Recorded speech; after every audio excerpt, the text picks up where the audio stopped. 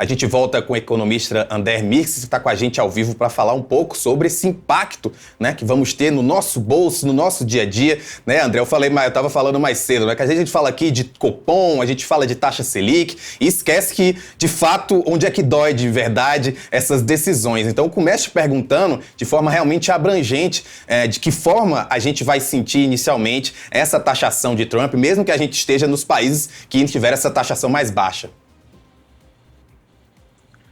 Bom dia. O grande efeito que a gente vai ter dessa taxação de Trump em relação ao Brasil é o impacto do dólar. O dólar vai subir e, consequentemente, nós temos, dependendo do exterior, vai ficar a inflação vai subir e, portanto, um pouco mais do mesmo que tem acontecido nos últimos tempos. Em relação ao mercado global, o Brasil pode sair até beneficiado dessa situação do Trump, porque novos mercados estão se abrindo para exportações de produtos brasileiros que antigamente estavam vetados por conta da preferência para os Estados Unidos. E o Brasil, na taxação do presidente Donald Trump, ele foi o limite mínimo, 10%, aquele que praticamente todos os países que não ameaçam os Estados Unidos tiveram, tirando o caso da China, União Europeia e Japão, que são os principais, além do Canadá e do México, que são os principais que estavam na mira do Donald Trump. O que é que a gente pode esperar, por exemplo, em questões de eletrodomésticos, eletroeletrônicos? Isso pode afetar, né, inicialmente o valor desses produtos aqui no Brasil por conta dessa taxação? Podem se vierem exatamente dos Estados Unidos, mas aí é aquilo que eu falei agora há pouco. Como essa guerra que está se vizinhando, uma guerra econômica global, a China em si vai ter novas ramificações disso. O Brasil poderá buscar esses produtos de outros países além dos Estados Unidos.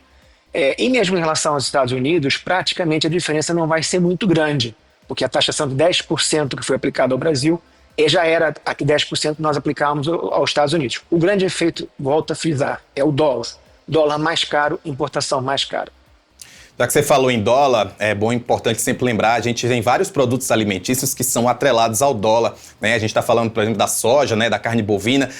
A gente pode ter um efeito também no preço dos alimentos. Quando eu falo isso, é principalmente pensando, né, na popularidade também do governo, que está muito sofrendo por conta do preço dos alimentos, né? Com certeza. Aliás, o nosso grande vilão dos preços dos alimentos hoje no Brasil é o aumento do dólar, porque as exportações tornam-se muito mais apetecíveis por parte dos produtores. O mercado externo, ainda agora com essas tarifas americanas, vai se descentralizar, vai voltar para países como o caso do Brasil.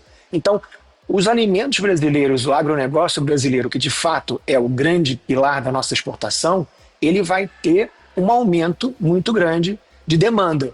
Logo, o mercado interno vai sofrer com a falta de disponibilidade desses produtos. E aqueles produtos que a gente importa vão ficar mais caros. Dá um exemplo simples, o café. O café que já vem subindo de preço muito nesse início de 2025, ele vai aumentar de preço. Porque aquilo que a gente importa do café vai ficar mais caro e o café que a gente exporta vai sobrar menos nas prateleiras brasileiras por conta da necessidade internacional.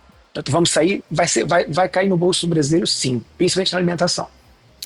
Ontem, André, a gente falou sobre o PL da reciprocidade, falando que o Partido Liberal, que é a maior bancada da Câmara e é do partido do ex-presidente Jair Bolsonaro, ele votou a favor do PL da reciprocidade, principalmente por conta do agronegócio. Como é que o agronegócio pode perder por conta dessas tarifas impostas por Trump? No que diz respeito ao alumínio e ao aço, que são os grandes pilares da nossa exportação para os Estados Unidos, ele vai ter um preço menos competitivo. Mas tudo que tem a ver com commodities, com recursos naturais, não é uma questão comercial, é uma questão de demanda. Porque os Estados Unidos não vai, de uma hora para outra, produzir aço, produzir alumínio, se não tiver capacidade para produzir. E isso, recursos naturais, não se encontra de um dia para o outro. O que vai acontecer, se ficar mais caro nos Estados Unidos, a economia americana vai ressentir. Então, não acho que seja uma coisa que vai afetar de fato o Brasil. Não vai diminuir muito. E, além disso, por exemplo, da China, que importava soja dos Estados Unidos, passou a fechar essas importações e quer importar do Brasil.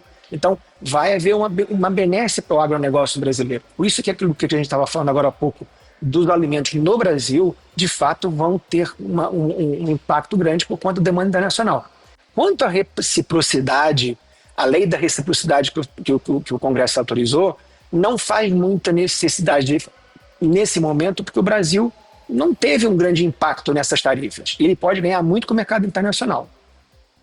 André, só para a gente finalizar, eu queria que você fizesse, então, uma análise dessa decisão de Trump. Você acha que ela vai realmente trazer algum benefício para os Estados Unidos, já que a gente está vendo de imediato que as bolsas estão caindo, o mercado está muito assustado? O que é que a gente pode esperar, de fato, dessa decisão do presidente dos Estados Unidos? Essa decisão do presidente dos Estados Unidos, ela começa por uma situação populista, tá? Ele quando foi da campanha dele, ele prometeu que ia fazer isso, ia colocar os trabalhadores americanos, a indústria americana, em primeiro lugar. E, de fato, essa indústria tem sido descentralizada dos Estados Unidos, está localizada em outros países, principalmente por causa da China. Eu vou dar um exemplo muito simples. A Apple. A Apple importa os seus produtos, os chips dos seus telefones, dos seus celulares, de todos os seus equipamentos, são importados da China. Então, a Apple já caiu no mercado, o índice Nasdaq já caiu cerca de 10% desde que as medidas foram anunciadas. Então, isso vai ter um impacto na economia americana? Sim.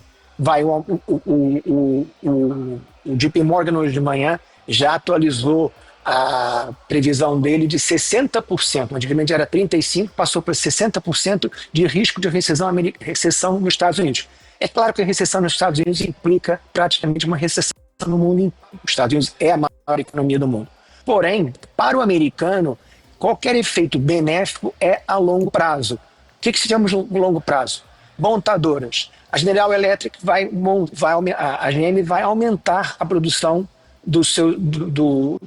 nacional dos carros americanos para suprir a falta da oferta que os mercados europeus e japoneses não vão suprir por conta da tarifa. Então, é uma situação de longo prazo.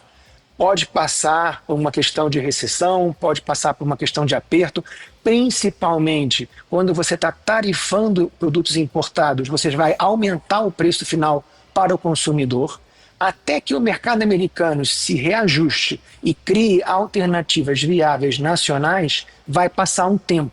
Isso é aquilo que a gente tem mais temor, porque a inflação subindo, ela vai em contraciclo aquilo que o Banco Central americano, o Fed americano, quer fazer, que é baixar as taxas de juros para poder, inclusive, incentivar o investimento na economia.